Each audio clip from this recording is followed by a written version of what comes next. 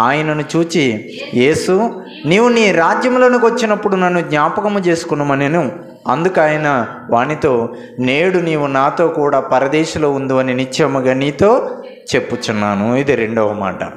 చిన్న ప్రార్థన చేసుకుని వాక్యజాలంలోనికి వెళ్దాం. ప్రేమ నమ్మకం కలిగిన మా దేవానికి స్తోత్రాలు తండ్రి. గతించిన కాలమంతా నీ సజీవ లెక్కలో మమ్మల్ని కాచి కాపాడి ఆయుష్ను, ఆరోగ్యాన్ని, క్షేమాన్ని, సంతోషాన్ని మాకు అనుగ్రహించి మరలా నీ పాదాల చింత ప్రాధేయపడే ధన్యత మీరు మాకు ఇచ్చినందుకు స్తోత్రాలు దేవా. ఈ విలువైన సమయంలోనైనా యేసుక్రీస్తు వారు సిలువలో పలికిన రెండవ మాటను ఈ దినాన మేము ధ్యానం చేస్తూ ఉండగా ఆ మాటలో ఉన్నటువంటి పరమార్థాన్ని మా అందరికీ స్పష్టంగా తెలియజేసి తండ్రి, నీ వాక్యాన్ని హృదయాలలో భద్రం చేసుకుని ఆ వాక్య ప్రకారంగా బ్రతకగలిగే ధన్యత మా అందరికీ అనుగ్రహించి సమస్త మహిమ, ఘనత, ప్రభావములు మీరు మాత్రమే మా ద్వారా పొందుకోమని యేసయ్య నామమున అడిగి వేడుకొనిచున్నాను మా కన్న తండ్రి, ఆమేన్. యేసుక్రీస్తు వారు సిలువలో దొంగతో పలుకుతున్న ఒక మాట, రెండవ మాట ఏంటంటే, నేడు నీవు నాతో కూడా ఎక్కడున్నావు? పరదేశంలో ఉన్నావు. ఈ మాట వెనకాల ఉన్న ఆంతర్యం ఏంటి అని మనం ఆలోచన చేయగలిగితే, అసలు యేసుక్రీస్తు వారు దొంగతో ఈ మాట చెప్పడానికి కారణం ఏంటి? ఈ మాట వెనకాల ఉన్న అర్థం ఏంటి? ఈ మాటలో మనం నేర్చుకోవాల్సింది ఏంటి? బాగా అర్థం చేసుకోండి. ఒక దొంగకి పరదేశంలో దేవుడు చోటు ఎందుకు ఇచ్చాడు? ఈ విషయాన్ని బైబిల్లో రాయించి మనకి నేర్పించాలనుకున్నటువంటి పాఠం ఏంటి అని మనం జాగ్రత్తగా ఆలోచించాలి. సరే, ఇప్పుడు బందిపోటు దొంగలండి వీళ్ళు. ఏ దొంగలు వీళ్ళు? బందిపోటు దొంగలు. ఉదయకాలంలో సిలువేసినప్పుడు ఇద్దరు దొంగలు యేసుక్రీస్తుని నిందించారు. ఉదయకాలంలో సిలువేసినప్పుడు ఇద్దరు దొంగలు యేసుక్రీస్తు వారిని ఏం చేశారు? దూషించారు, నిందించారు, అపహాసించారు. కాలం గడుస్తున్న కొలది సిలువ ఎన్ని గంటలకు వేశారు? ఉదయం 9 గంటలకి సిలువేశారు. ఎన్ని గంటలకి చనిపోయారు యేసుక్రీస్తు వారు? మధ్యాహ్నం 3 గంటలకి చనిపోయారు. మధ్యలో ఎంత టైం ఉంది? పిల్లలు కూర్చోండమ్మా. ఓయ్, సరే, ఓకే. మధ్యాహ్నం 3 గంటలకి చనిపోయారు. మధ్యలో ఎన్ని గంటలు ఉందండి? చెప్పాలండి, మీరు చెప్పాలి. ఎన్ని గంటలు ఉంది మధ్యలో? 9 నుంచి 3 గంటలకి మధ్యలో ఎన్ని గంటలు ఉన్నాయి? ఇంకా చెప్పండి అమ్మా. 10, 11, 12, 1 గంట, 2, 3. ఎన్ని గంటలు? 6 గంటలు ఉంది. 9 గంటలకి ఇద్దరూ దూషించారు యేసుక్రీస్తు వారిని. అది మత్తయి సువార్త 27వ అధ్యాయంలో ఉంటుంది. కాలం గడిస్తున్న కొద్దీ సిలువలో వేలాడుతున్న దొంగలో మార్పు మొదలైంది. ఇప్పుడు ఈ మాట ఇద్దరు దొంగలతో చెప్పాడా, ఒక దొంగతోనే చెప్పాడా? చెప్పండి. ఇద్దరు దొంగలతో ఈ మాట చెప్పాడా? పరదేశంలో ఇద్దరు ఉంటారన్నాడా? ఒక్కడే ఉంటాడా? ఒక్కడే ఉంటాడు. అంటే ఉదయకాలంలో ఇద్దరు దూషించి అపహసించిన కాలం గడుస్తున్న కొలది ఒక దొంగలో మాత్రం ఏమొచ్చింది? మార్పు వచ్చింది. ఆ మార్పు ఎలా ఉంది? ఊరికే నువ్వు నాతో పరదేశంలో ఉంటావని అన్నాడా? ఎందుకు ఆ మాట అన్నాడు అని మనం ఆలోచన చేసినప్పుడు జాగ్రత్తగా మనం చూడండి. 39వ వచనం నుంచి చదువుదాం. 39వ వచనం. వేలాడవేయబడిన ఆ నేరస్తులలో ఒకడు ఆయనను దూషించుచున్నాడు. ఒకడు ఆయన ఏం చేస్తున్నాడు? దూషించుచున్నాడు. మత్తయి సువార్తలో 27వ అధ్యాయంలో ఇద్దరు దూషించారు. కాలం గడుస్తున్న కొలది ఒకడే దూషిస్తున్నాడు, ఒకడు మాత్రం తగ్గిపోయాడు. ఒకడు దూషిస్తున్నప్పుడు ఏం జరుగుతుందో చూద్దాం. నీవు క్రీస్తువు కదా, నిన్ను నీవు రక్షించుకునుము, మమ్మును కూడా రక్షించుమని చెప్పాను. ఒకడేమంటున్నాడు? నిన్ను నువ్వు రక్షించుకుని మమ్మును కూడా ఏం చేయాలి? నువ్వు రక్షించుము. అసలు నిన్ను నువ్వే కాపాడుకోలేకపోతే మమ్మల్ని ఏం కాపాడుతావు? నువ్వు ముందు నిన్ను నువ్వు కాపాడుకో అంటున్నాడు ఒకడు. అంటే దాన్ని ఏమంటారండి? హేళన అంటారండి, అపహాసించడం అంటారండి. మొదటి వాడు అలా చేస్తున్నాడు. రెండో వాడు ఏం చేస్తున్నాడు చూడండి. అయితే రెండవ వాడు వాడిని గద్దించి, అయితే రెండవ వాడిని ఏం చేస్తున్నాడు? ఇక్కడ మనం బాగా గుర్తుపెట్టుకోవాలండి. మన వాళ్ళు ఏం చేస్తారంటే కుడివైపున ఉన్నవాడు ఎడమవైపున ఉన్నవాడు అని డిక్లేర్ చేసేస్తారు. అసలు కుడివైపున ఉన్నవాడు రక్షణ పొందాడా, ఎడమవైపున ఉన్నవాడు రక్షణ పొందాడా మనకు తెలియదు. మొదటి వాడు అన్నాడు, తర్వాత రెండవ వాడు అన్నాడు. లేని మాటలు మనం చదవడానికి వీల్లేదు. మొదటి వాడు దూషించాడు, రెండవ వాడు ఏం చేస్తున్నాడు? మార్పు మొదలైంది. ఆ మార్పు ఎలా మొదలైందంటే జాగ్రత్త చూస్తే, అయితే రెండవ వాడు వానిని గద్దించి, రెండవ వాడు ఏం చేస్తున్నాడు? ఎవరిని గద్దిస్తున్నాడు? రెండవ వాడు ఎవరిని గద్దిస్తున్నాడు? మొదటి వాడిని గద్దిస్తున్నాడు. అంటే ఇతనిలోనికి ఏమొచ్చింది? మొదటి ఇద్దరు కలిపి దూషించిన వాళ్ళు ఇప్పుడు ఒకడు ఇంకొకరిని గద్దిస్తున్నాడంటే రెండవ వాళ్ళలోకి మార్పు స్టార్ట్ అయిందండి. ప్రతి క్రైస్తవుడు గుర్తుపెట్టుకోవాలి. నేను చివరిలో ఒక మంచి ఎగ్జాంపుల్ మీకు చెప్పి ముగిస్తాను. మొట్టమొదటి పాయింట్, దొంగ పరదేశికి అర్హత సాధించడానికి కారణం ఏంటంటే, తప్పు చేస్తున్న వాడిని ఇతడు మారాడు. ఫస్ట్ మారిన వెంటనే తప్పు చేస్తున్న వాడిని చూసి ఏమంటున్నాడమ్మా? తప్పురా, అది నువ్వు చేస్తున్నది తప్పు అని గద్దిస్తున్నాడు. ఈ లక్షణం ప్రతి ఒక్కరిలోనూ ఉండాలని. ఒకరిని గద్దించాలి అని అంటే ముందు మనలో ఏమవ్వాలి? మార్పు రావాలి. మనం మారితేనే ఎదుటిని గద్దిస్తాం. ఎదుటివాడు తప్పు చేసినా మనకెందుకులే అని వెళ్ళిపోతున్నా ఉంటే మనలో ఏం లేదు, మార్పు లేదు. అందుకే మొదట మనం మారాలి. మారిన తర్వాత తప్పు చేస్తున్న వాడిని మనం ఏం చేయాలి? గద్దించాలి. ఇది నెంబర్ 1 పాయింట్. ఆ దొంగలో మార్పు వచ్చింది. అది మొదటిది, తప్పు చేస్తున్న వాడిని గద్దిస్తున్నాడు. రెండోది చూడండి, గద్దించి నీవు అదే శిక్షా విధిలో ఉన్నావు గనుక దేవునికి భయపడవా అని అన్నాడండి. ఎవరికి భయపడవా అంటే ఈయన ఎవరికి భయపడ్డాడు? చెప్పండి, ఈయన ఎవరికి భయపడ్డాడు? ఇక్కడ మీరు ఆలోచించాలి. ఏది ఆ పక్కన ఉన్నవాడితో అంటున్నాడు, నీవు ఇంకా అదే శిక్షా విధిలో ఉన్నావు గనక నువ్వెవరికి భయపడవు అంటున్నాడు? దేవునికి భయపడవా అని అంటున్నాడు. అంటే మధ్యలో వేలాడుతున్న యేసుక్రీస్తు వారు ఎవరని నమ్ముతున్నాడు? దేవుడని నమ్మాడండి. దేవుడని నమ్మాడు. మొదటిది తప్పు చేస్తున్న వాడిని గద్దిస్తున్నాడు. 2 మధ్యలో వేలాడుతున్న ఆయన యేసుక్రీస్తు వారు దేవుడని నమ్మాడు. తర్వాత ఆ దేవుడికి ఏం పడాలి చెప్పండి? ఆ దేవుడికి ఏం పడాలి? భయపడాలి. 3 విషయాలు ఇక్కడికి.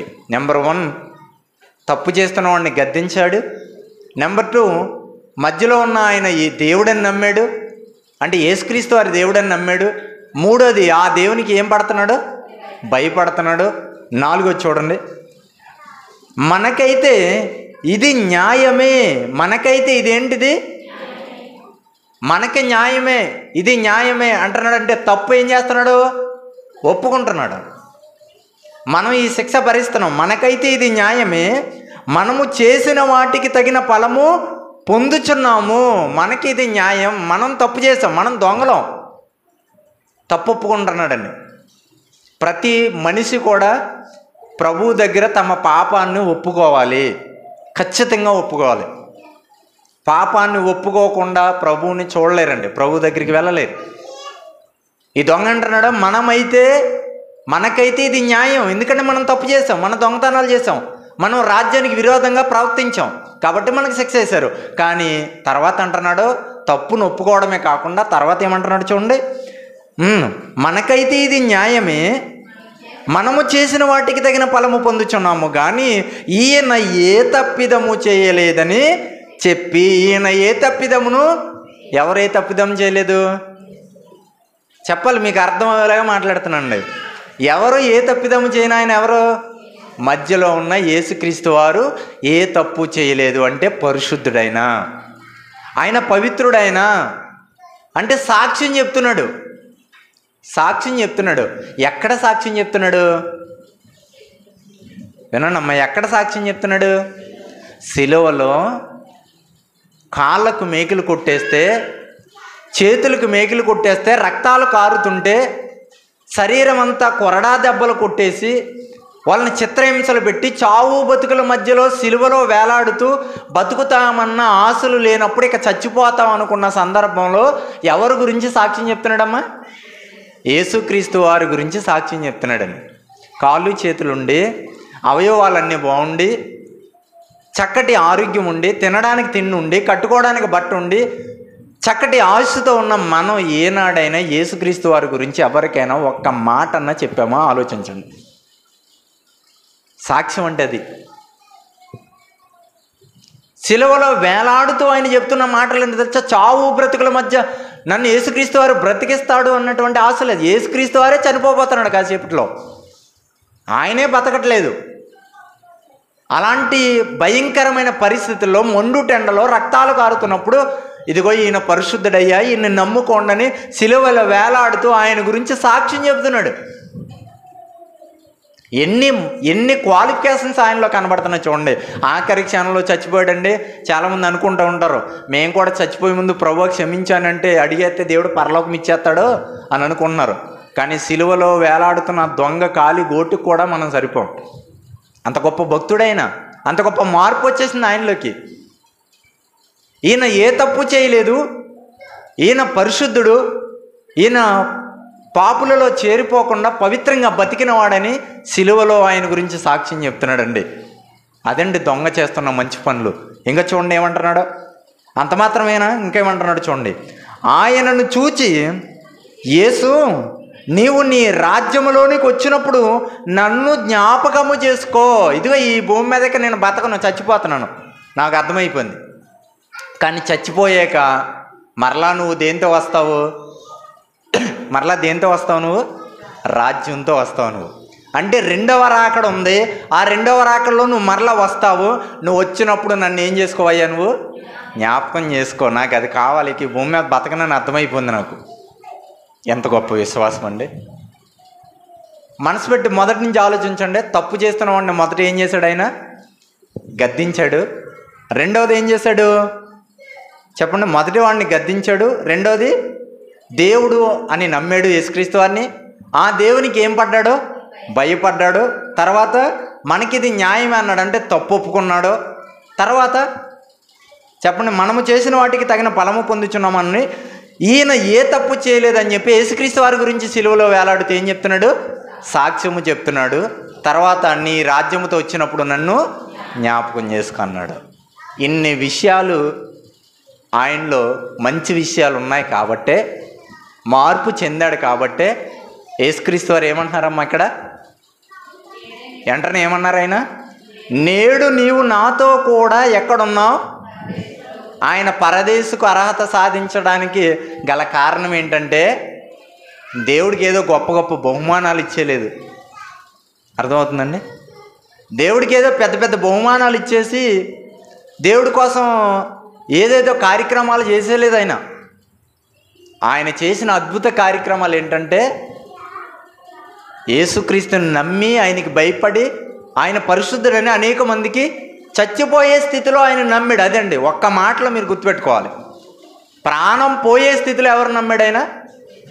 ఈరోజు క్రైస్తవ సమాజంలో నష్టం కలిగితే దేవుడు నమ్మే వాళ్ళు ఎవరు లేరండి. ఎవరన్నా ఉన్నారా? మాకు నష్టం కలిగిందండి అయినా ప్రభువుని నమ్ముతా ఉన్నా అనేవాళ్ళు ఎవరన్నా ఉన్నారా? ఉండట్లా. చిన్నపాటి కష్టం రాగానే, చిన్నపాటి ఇబ్బంది రాగానే దేవుడు మాకేం చేశాడండి? అండ్ దేవుడు మాకేం చేశాడు? మా రొయ్యల చెరువులు పండలేదు, మా వ్యవసాయాలు పండలేదు, మాకు ఏ ఉద్యోగాలు రాలేదు ఇంట్లో, కాబట్టి మేము ఎవరు నమ్మం? చెప్పండి, ఎవరు నమ్మం?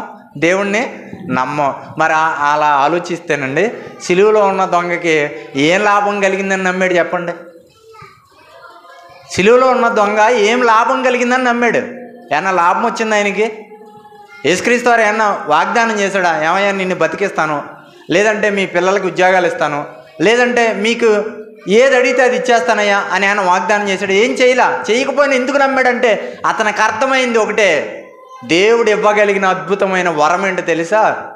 చచ్చిపోయే కూడా పరలోకం అనే ఆ బహుమానాన్ని నాకు ఇస్తాడు ఆయన, దానికోసం నేను ఆయన నమ్మానని ఖచ్చితంగా ఆయన నమ్మి ఆయన కోరుకున్నాడు. ప్రభు పరదేశంలో చోటివి నాకు చాలు అన్నాడు. అంతే.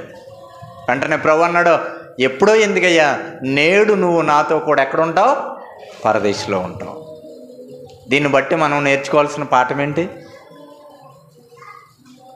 దీన్ని బట్టి మనం అర్థం చేసుకోవాల్సింది ఏంటి? బైబిల్లో ఒక మహాభక్తుడు ఉన్నాడు.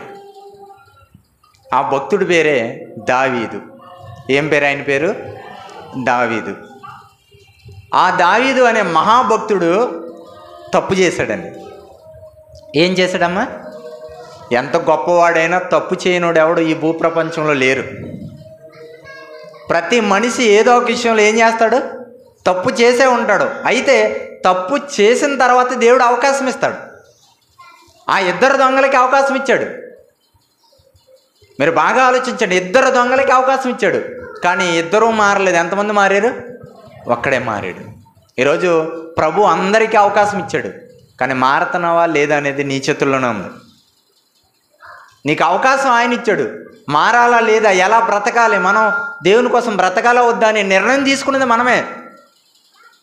దావీదు తప్పు చేశాడు. తప్పు చేశాడు కదా, నా భక్తుడే కదా అని దేవుడు ఊరుకోలేదు సుమా. బైబిల్ ఎందుకు గొప్పదిగా ఈ ప్రపంచంలో ఉందంటే, దేవుడు తప్పు చేసిన వాడికి శిక్ష వేస్తాడు ఖచ్చితంగా. అది ఎంత గొప్ప భక్తుడైనా. దావీదు గొప్ప భక్తుడు. దేవుడు అన్నాడు, దావీదు నా ఇష్టానుసారుడైన కుమారుడు అని బిరుదిచ్చాడు. అయినా కూడా తప్పు చేసినప్పుడు నా ఇష్టానుసారుడు కదా అని సరిదిద్దలేదు. అతను విడిచిపెట్టేలేదు. ప్రవక్తను పంపించాడు. ప్రవక్త వచ్చి దావీదు రాజుకి బుద్ధి చెప్తున్నాడు. ఇప్పుడు ఏమంటే రాజుగారి ముందు మాట్లాడడానికి ధైర్యం సరిపోద్దండి ఎవరికైనా? బాగా వినాలి. సిలువలో ఉన్న దొంగ మొట్టమొదటి లక్షణం ఏంటంటే, మొదటి వాడిని ఏం చేశాడు? తప్పు చేసినప్పుడు ఏం చేశాడండి? గద్దించాడు. మనం కూడా మన ఇంట్లో కావచ్చు, బయట కావచ్చు, సమాజంలో కావచ్చు, తప్పుని తప్పు అని చెప్పగలిగే ధైర్యము దమ్ము మనకు ఉండాలి. గుర్తుపెట్టుకోండి, మనం ఏం మాట్లాడుతున్నామో, చాలాసార్లు మీకు చెప్తున్నాను, ఏం మాట్లాడుతున్నామో, ఎలా ప్రవర్తిస్తున్నామో పైనుండి ఎవరు చూస్తున్నారు? దేవుడు చూస్తున్నాడు. నువ్వు నిజాయితీగా ఉంటే, నిజాయితీగా నువ్వు ఉన్నందుకు ఆయన తగిన బహుమానం ఇస్తాడు. నువ్వు నిజాయితీగా లేకపోతే దానికి తగ్గ పనిష్మెంట్ దేవుడు ఇస్తాడు. దావీదు రాజు తప్పు చేసేసాడు. తన దగ్గర పనిచేసేటువంటి ఒక సైనికుడి భార్యతో తప్పు చేశాడు. అతని ప్రాణాన్ని తీసేశాడు. ఇదంతా పైనుండి దేవుడు చూస్తున్నాడు. ఈయనేమనుకున్నాడంటే, ఎవరు చూడట్లేదేమనుకున్నాడు, ఎవరికి తెలియదు కదా అనుకున్నాడు. ఎవరికి తెలియకుండా చేసేసాడు. కానీ పైనుండి దేవుడు చూశాడు. ప్రవక్తను పిలిచాడు. నాతాను, నువ్వు అర్జెంటుగా వెళ్ళి దావీదుకి బుద్ధి చెప్పాలి అన్నాడు. అప్పుడు నాతాను ప్రవక్త ఏమనుకోవాలి? ఇదేంటి ప్రభువా, ఎవరికి బుద్ధి చెప్పాలి నేను ఇప్పుడు వెళ్ళి? చెప్పండి, ఎలాంటి వాడికి బుద్ధి చెప్పాలి నేను వెళ్ళి? సామాన్య మానవుడికి కాదు. కాబట్టి ఈరోజు లోకంలో తీరు ఎలా ఉంటుంది? ఎవరి అండా లేనోడు, డబ్బు బలం లేనోడు, అధికార బలం లేనోడు ఎవడన్నా ఉన్నాడు అనుకోండి, అలాంటి వాడు తప్పు చేశాడు అనుకోండి, ఆయన చిత్తకొడేస్తారు. గొప్పోడు ఎవడైనా, అధికారి కానీ, డబ్బున్నవాడు కానీ, పలుకుబడి ఉన్నవాడు కానీ తప్పు చేశాడు అనుకోండి, నువ్వు తప్పు చేసావని ఎవరైనా చెప్పగలరా? చెప్తారా పోనీ ఎవరైనా? ఎవరు చెప్పరు. ఎందుకు చెప్పరు? వాళ్ళు డబ్బున్నవాడు, అధికారం ఉన్నవాడు, గొప్పవాడు కాబట్టి. ఇప్పుడు దావీదు కూడా మహారాజు అండి. మహారాజు అయిన, దేశాన్ని పరిపాలిస్తున్నవాడైన, ప్రధానమంత్రి అయినా, అలాంటి వాడికి బుద్ధి చెప్పాలి. ఇప్పుడు నాతాన్ని పంపిస్తున్నాడు. నాతాను వెళ్ళి బుద్ధి చెప్పన్నాడు. నాతాను వచ్చాడు. డైరెక్ట్గా చెప్పలేకపోయినా ఇండైరెక్ట్గా ఒక కథ రూపంలో చెప్పాడండి. ఆ కథ ఏంటో ఒకసారి చూద్దాం. బైబిల్లో ఈ మాటలు చెప్పి నేను ముగిస్తాను. సమూయేలు 2వ గ్రంథము, సమూయేలు 2వ గ్రంథము 12వ అధ్యాయము, పేజీ నెంబర్ 261 పేజీ, 261 పేజీ. సమూయేలు 2వ గ్రంథం 12వ అధ్యాయం 1వ వచనం నుంచి. కావున యెహోవా నాతానును దావీదు నొద్దకు పంపెను. అతడు వచ్చి దావీదుతో ఇట్లా నేను ఏమన్నా, అతను వచ్చి దావీదుతో మాట్లాడుతున్నాడు. ఏమని మాట్లాడుతున్నాడంటే, రాజా నువ్వు తప్పు చేసావని డైరెక్ట్గా చెప్పట్లా, కానీ అర్థం అవడానికి ఒక ఉదాహరణ చెప్తున్నాడు, ఒక కథ చెప్తున్నాడు. చూడండి ఏమంటున్నాడు. ఒకానొక పట్టణమందు 2 మనుషులుండిరి. ఒకడు ఐశ్వర్యవంతుడు, ఒకడు దరిద్రుడు. ఐశ్వర్యవంతునికి విస్తారమైన గొర్రెలను గొడ్లను కలిగి ఉండెను.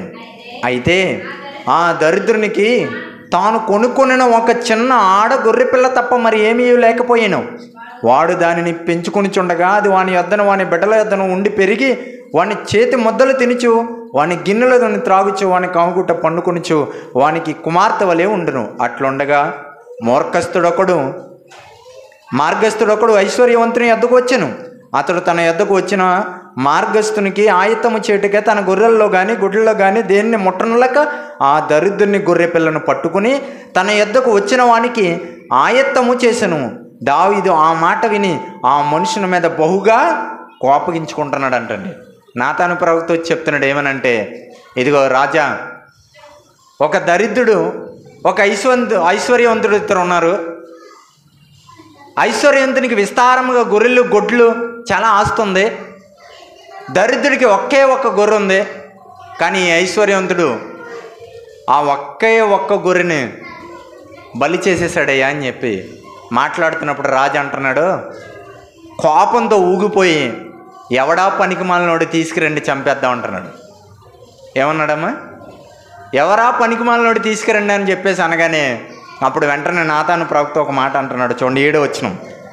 నాతాను దావీదును చూచి, ఆ మనుషుడవు నీవే. ఆ మనుషుడు ఎవడు? నీవే. తప్పు చేసింది ఎవరో కాదయ్యా రాజా, నువ్వే అని చెప్పగానే దావీదు ఏం చేయాలి? ఇప్పుడు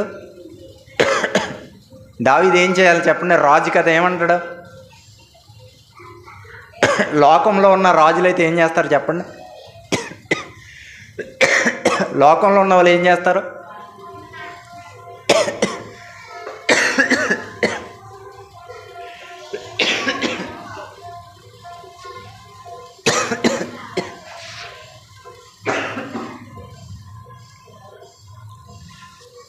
లోకంలో ఉన్న వాళ్ళైతే అతని మీద ఎదురు తిరుగుతారు.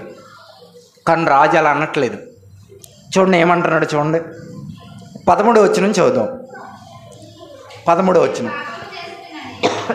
నేను పాపము చేసితనని దావీదు నాతానుతో అనగా, నాతాను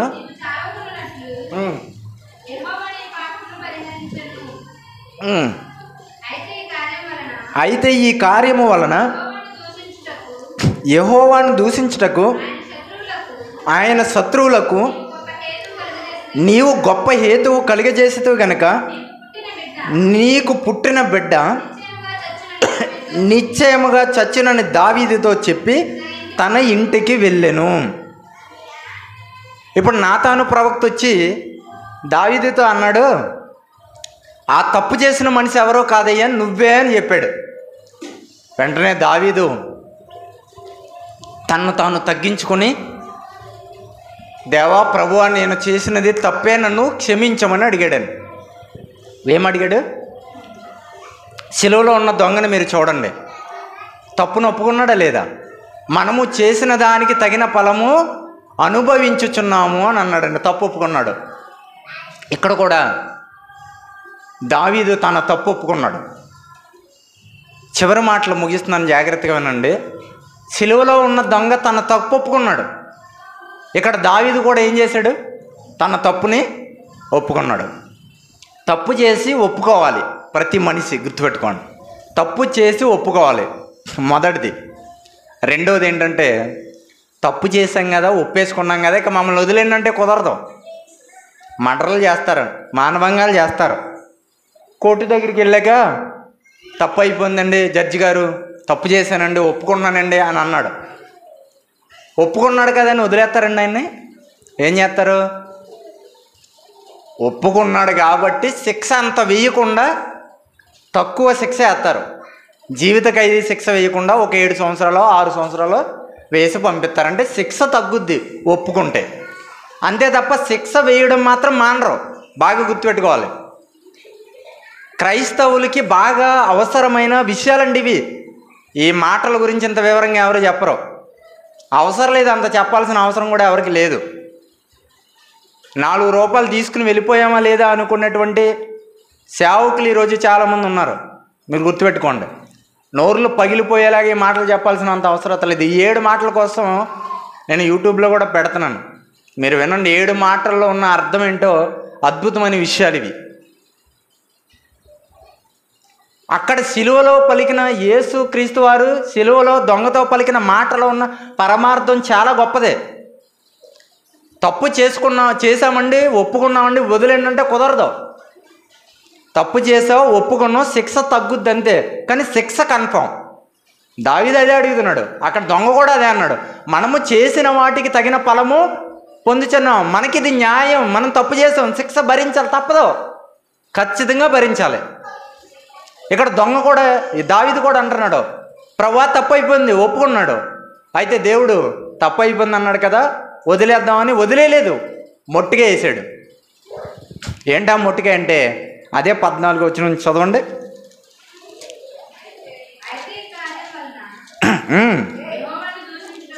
అయితే ఈ కార్యము వలన యెహోవాను దూషించుటకు ఆయన శత్రువులకు నీవు గొప్ప హేతువు కలిగజేసేది కనుక నీకు పుట్టిన బిడ్డ నిశ్చయముగా చచ్చిపోతారు. మొత్తాడు చేసిన తప్పుకి అక్కడ ఆమె గర్భవతి అయింది, బిడ్డను కంటుంది. ఇప్పుడు దేవుడు ఏ శిక్ష చేశాడు అక్కడ? ఆ బిడ్డ బతకదంటే బతకదన్నాడు అంతే. ఆ బిడ్డ ఏం చేయదు, బతకదంటే బతకదంతే. చేసిన తప్పుకి శిక్ష అంతే.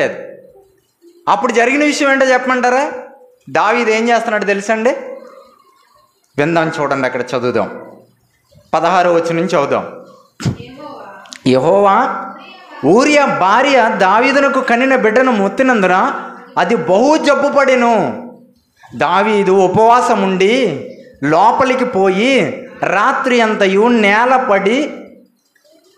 నేలపడి ఉండి బిడ్డ కొరకు దేవుణ్ణి బతిమాలగా ఇంటిలో ఎన్నికైన వారు లేచి అతనిని నేల నుండి లేవనెత్తుటకు వచ్చిరు, కానీ అతడు సమ్మతింపక వారితో కూడా భోజనము చేయక ఉండెను. 7వ దినమున బిడ్డ చావగా దావీదు 7 రోజులు ఏం మానేశాడు తెలుసండి? 7 రోజులు ప్రార్థన చేస్తున్నాడు, దేవునికి మొర పెడుతున్నాడు.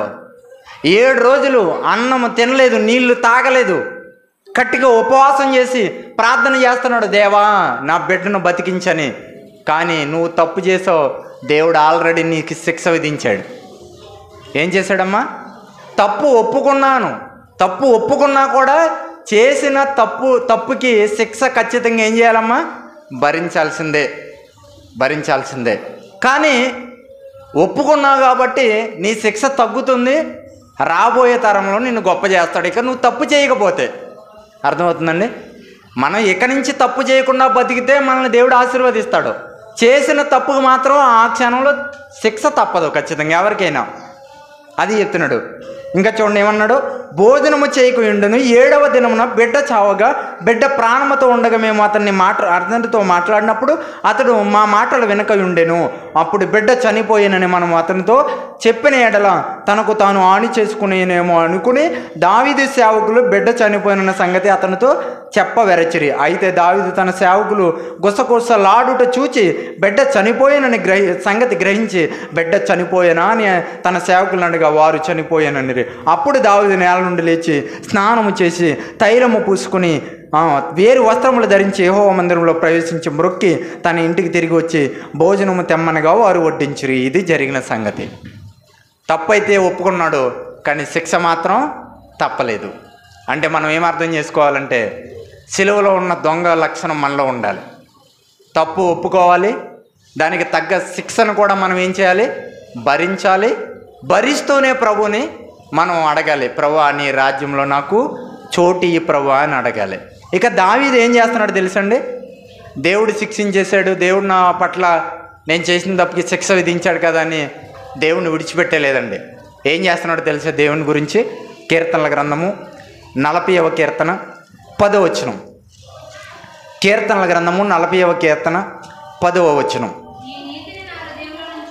నీ నీతిని నా హృదయంలో ఉంచుకుని నేను ఊరకుండలేదు, నీ సత్యమును నీ రక్షణను నేను వెల్లడి చేసి ఉన్నాను.